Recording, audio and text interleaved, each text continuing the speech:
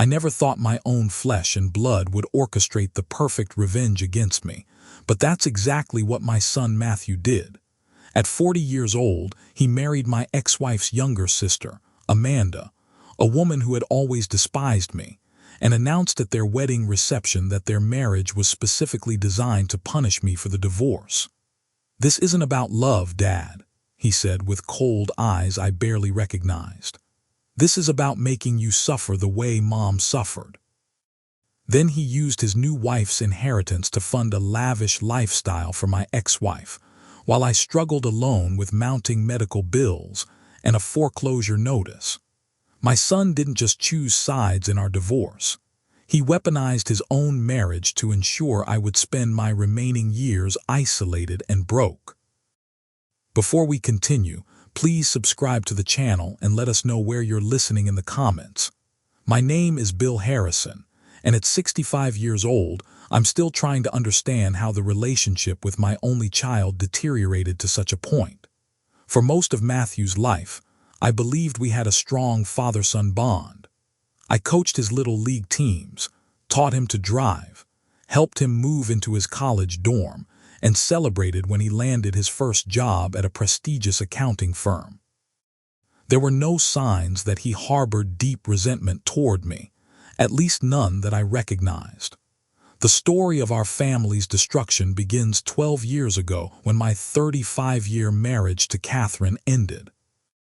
Like many divorces, it wasn't caused by one dramatic event, but rather by years of growing apart, of becoming strangers living under the same roof. Catherine and I had married young. I was 22 and she was 20, and perhaps we simply outgrew each other. The passion had faded, replaced by polite indifference and separate lives within the same household. After several years of marriage counseling and unsuccessful attempts to reconnect, I finally suggested we should divorce. Catherine didn't take it well. Though our marriage had been essentially hollow for years, she seemed shocked and betrayed by my suggestion that we formalize what was already reality. Perhaps she had grown comfortable with the arrangement, with the security and routine of our loveless marriage. Or perhaps, as she later claimed, she still loved me despite everything. Whatever her feelings, Catherine's reaction to the divorce was to paint me as the villain of our story. In her version, the version she shared with friends, family, and most devastatingly, with our son Matthew, I had callously abandoned her after 35 years, tossing her aside like a used tissue. She claimed I had been unfaithful. I hadn't. That I had secretly planned the divorce for years while hiding money. I hadn't. And that I was having a midlife crisis and wanted to date younger women. I simply wanted peace and perhaps eventually a relationship based on more than obligation. Matthew was 32 when we divorced, a grown man with his own life and relationship experience.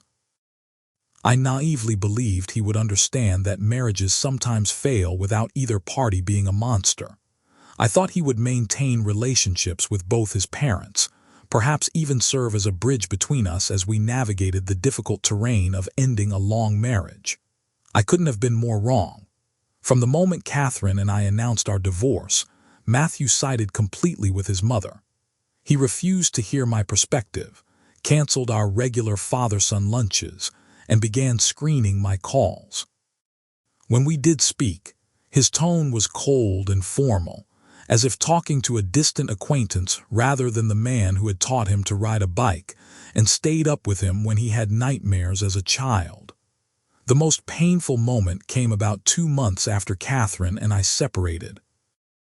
Matthew had agreed to meet me for coffee, the first time he'd accepted any invitation from me since the separation.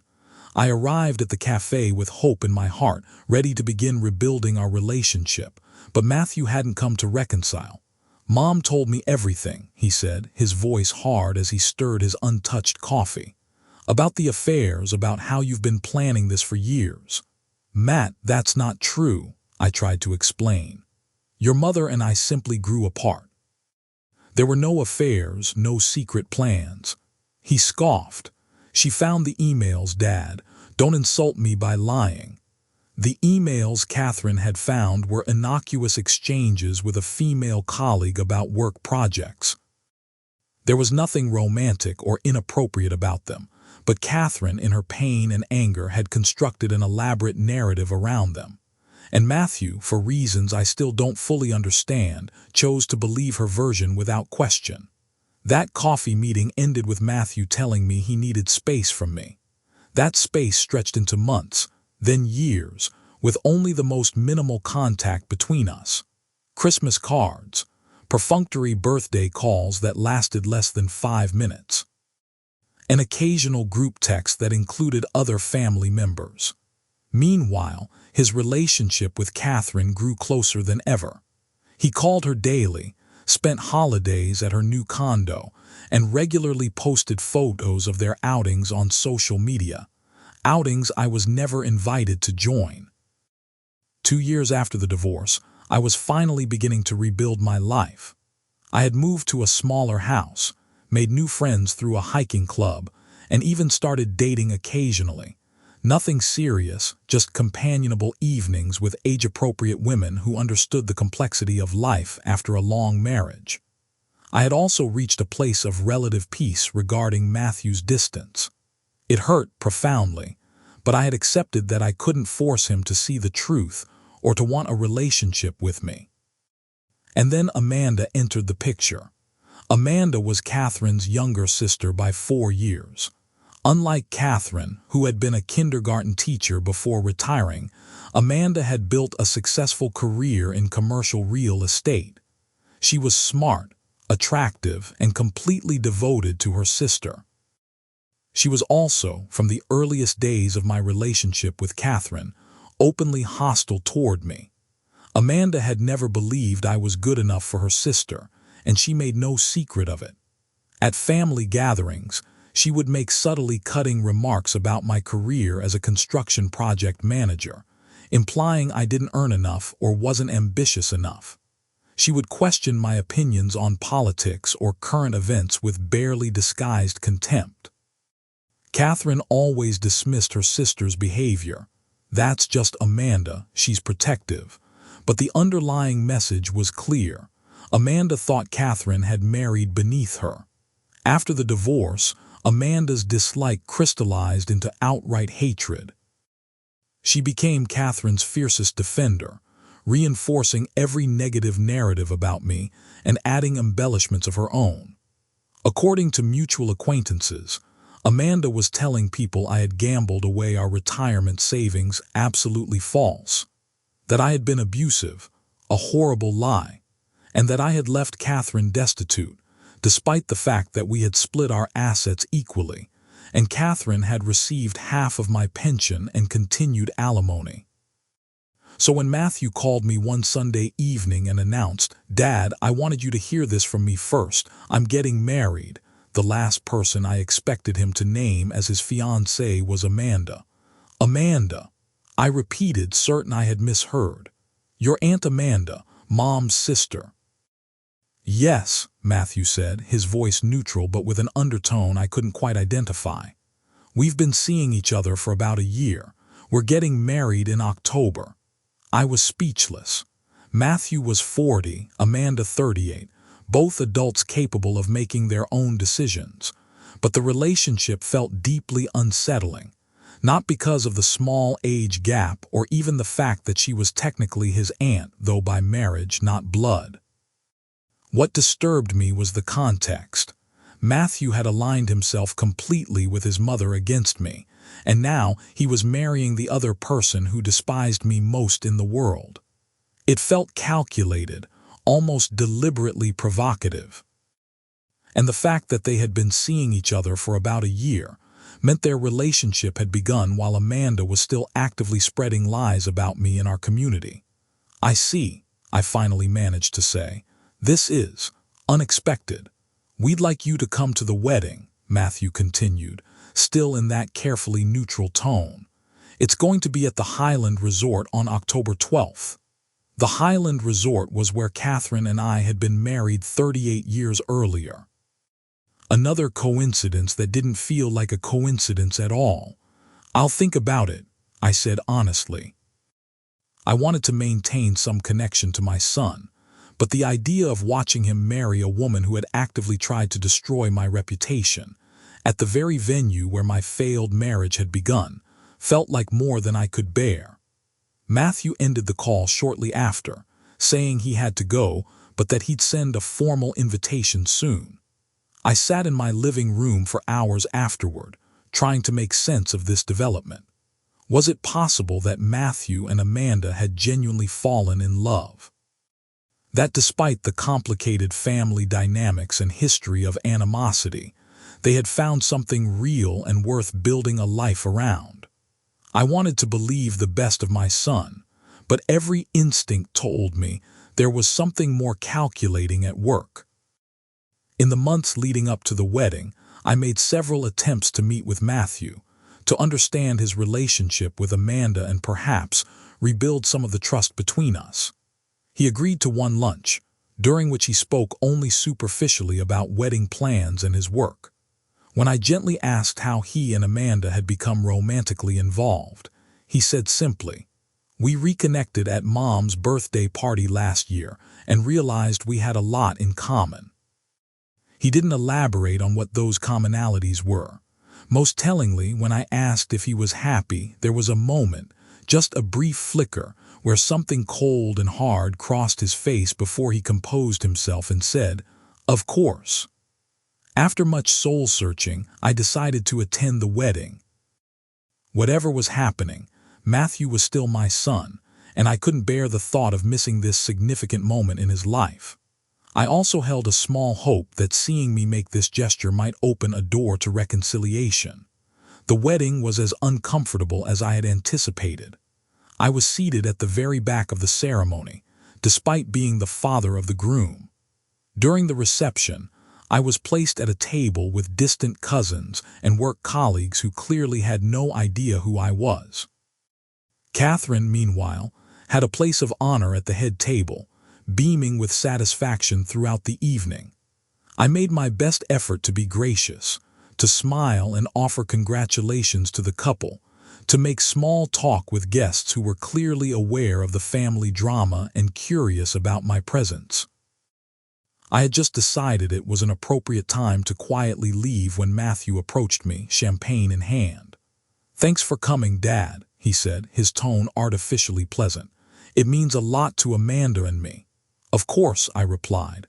"I wouldn't miss your wedding day, Matt. I hope you'll be very happy together." He smiled, but it didn't reach his eyes. Then, leaning closer as if sharing a confidence, he lowered his voice. "This isn't about happiness, Dad. This is about family loyalty. Amanda and I both love Mom, and we've both seen what your selfishness did to her. This marriage is my way of making things right for her and making things wrong for you." I stared at my son, stunned by the casual cruelty of his words.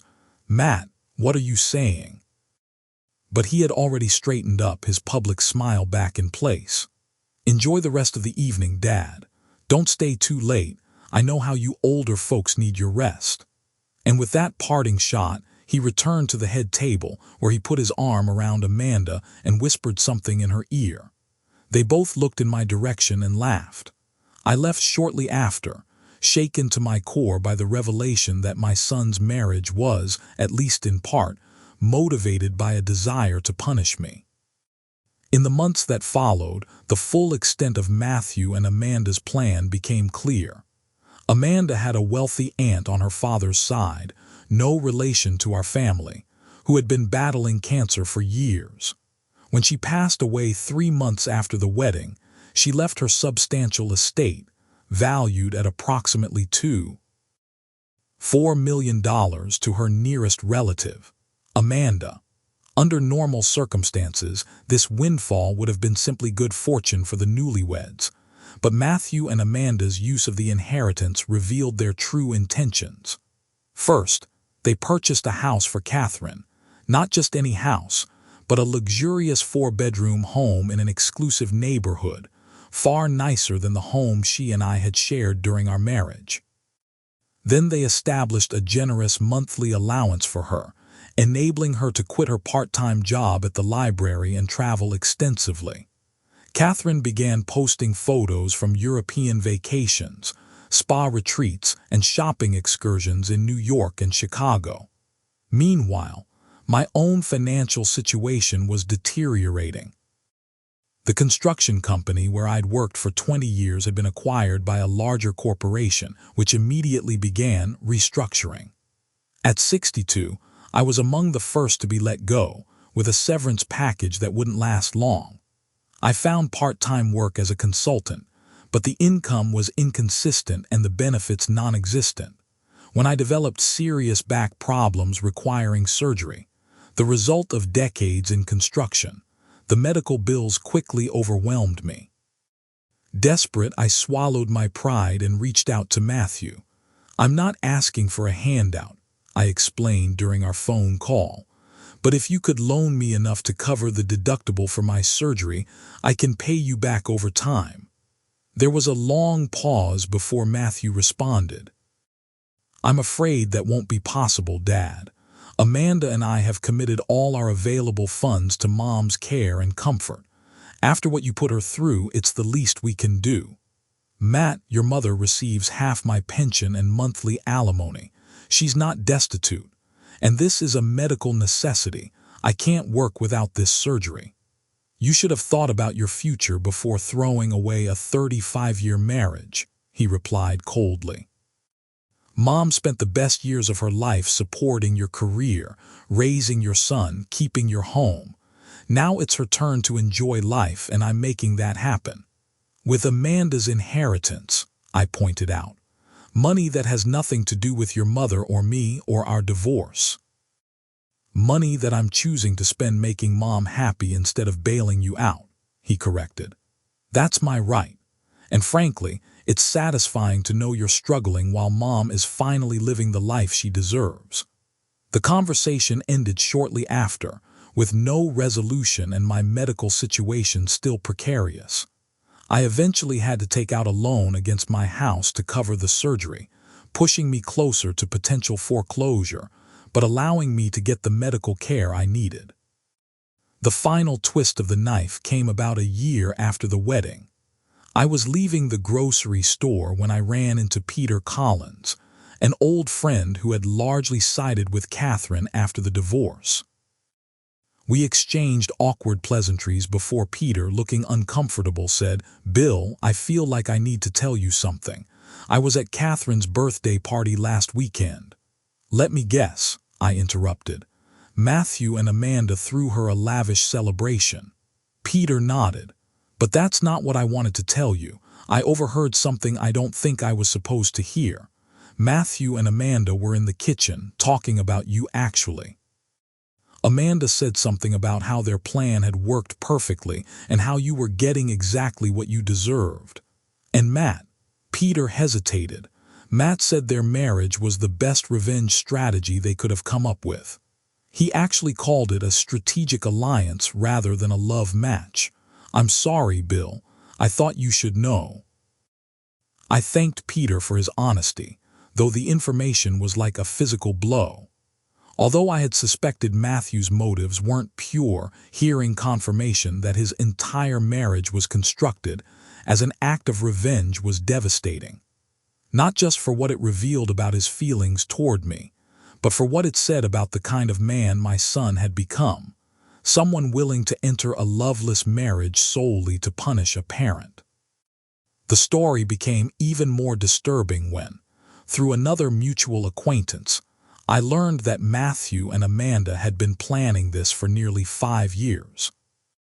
Their chance reconnection at Catherine's birthday party had been nothing of the sort. They had been in contact for years, united by their shared animosity toward me and their determination to make things right for Catherine. The marriage, the inheritance, the calculated generosity toward Catherine and equally calculated coldness toward me, all of it had been orchestrated as an elaborate scheme of revenge. What haunts me most is not knowing exactly where this hatred originated. Yes, Catherine was hurt by our divorce, but many couples divorce without their children plotting years-long revenge scenarios. Something deeper was at work, Perhaps resentments from Matthew's childhood that I'd never been aware of, or stories Catherine had told him over the years that painted me as a villain long before the divorce. Whatever the cause, the result was a level of calculated cruelty I could never have imagined from the little boy who once ran to greet me when I came home from work. The aftermath of these revelations left me in a dark place. I fell into depression, questioning every memory of my relationship with Matthew, wondering if there had ever been genuine love there, or if he had been harboring resentment all along. The financial stress combined with the emotional trauma affected my health, leading to high blood pressure and anxiety that further complicated my recovery from back surgery. But human resilience is remarkable. Gradually, with the help of therapy and a small circle of loyal friends, I began to rebuild my life once again.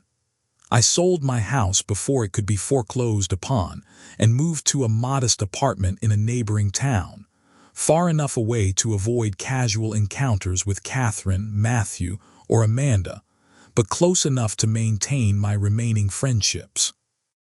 I found a new job as a site inspector for an insurance company, less physically demanding than construction management, but still utilizing my expertise. The pay was lower than I was accustomed to, but it was steady and included health benefits. Most importantly, I began to reclaim my sense of self-worth. The narrative that Matthew and Catherine had constructed, of me as the villainous husband who had callously abandoned his family, had begun to seep into my own self-perception. With time and perspective, I could see that while the divorce had been painful for everyone involved, it wasn't the unforgivable sin they had made it out to be. Marriages end. People grow apart. These are sad realities, but not crimes deserving of calculated, years-long punishment. 3 years have passed since I learned the truth about Matthew and Amanda's strategic alliance. In that time, there have been a few developments worth noting. First, despite the non-romantic nature of their union, they welcomed a daughter, my granddaughter Sophie, whom I've never been permitted to meet. Her existence adds another layer of complexity to the situation, an innocent child born into a marriage founded on revenge rather than love. I wonder what she'll be told about me as she grows up, what narrative will shape her understanding of her family history. Second, Catherine's extravagant lifestyle appears to have cooled somewhat. The European vacations have become less frequent, the shopping sprees less lavish. I suspect the initial flush of Amanda's inheritance is waning, requiring more careful financial management. And finally, there have been hints, nothing concrete, just whispers from mutual acquaintances, that Matthew and Amanda's marriage is showing signs of strain. A relationship built on shared animosity rather than genuine affection was perhaps always destined for trouble once the satisfaction of revenge began to fade. I've had to accept that reconciliation with Matthew may never happen. The depth of his anger, the extent of his commitment to punishing me, suggests a wound too deep for easy healing. But I've also come to understand that I cannot allow his choices to define the rest of my life.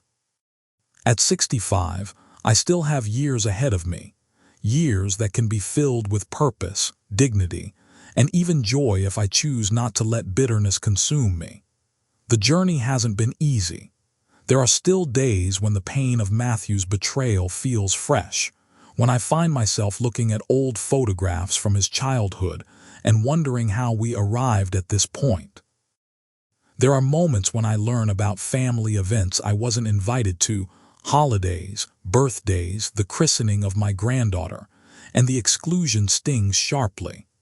But there are also days of quiet peace, of gratitude for the good things that remain in my life. I've developed new friendships, discovered new interests, found meaning in mentoring younger colleagues at work. I've even begun a tentative relationship with a kind widow I met through a community gardening project. Nothing serious yet, but a reminder that connection and companionship are still possible, even after devastating loss. If there's a lesson in my experience, perhaps it's about the danger of allowing anger to dictate our actions. Matthew's choice to structure his entire adult life around punishing me hasn't brought him the satisfaction he sought. By all accounts, he's trapped in a loveless marriage, united with Amanda only by their shared resentment. Catherine, despite her material comfort, remains bitter and defined by the end of our marriage rather than by the new possibilities ahead of her. And Amanda has tied herself to a man who doesn't love her, for the dubious satisfaction of helping to punish her former brother-in-law. None of them seem particularly happy with the lives they've constructed. I wouldn't wish my experience on anyone, but if my story can serve any purpose, let it be as a warning about the corrosive power of vengeful thinking. Revenge doesn't heal wounds, it keeps them open and festering.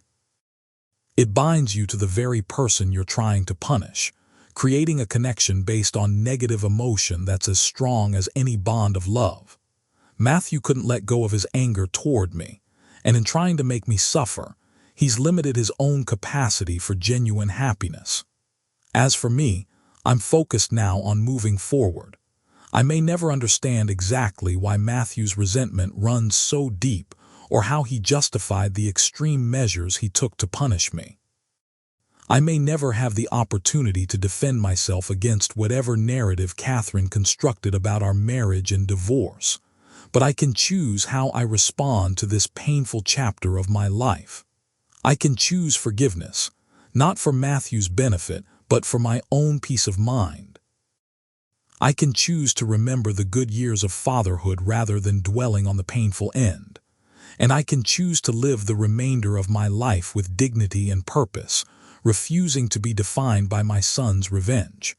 Recently, I wrote a letter to Matthew, a letter I'm not sure I'll ever send. In it, I told him that despite everything, I still love him, that I'm sorry for whatever pain the divorce caused him, that I hope someday he finds true happiness, even if that means acknowledging the hollow nature of his current arrangement with Amanda, and that if he ever wants to talk, really talk, without anger or accusation, I'll be here. I don't know if that conversation will ever happen. I don't know if there's any path back to a genuine relationship between us. But I do know that by releasing my expectations and my own anger, I've freed myself to live more fully in the present. The story of my son's revenge marriage is a painful one, but it's only one chapter in my life. It doesn't have to be the defining one. If you like this story, please like this video. Subscribe to the channel and share your impressions of this story in the comments. To listen to the next story, click on the box on the left.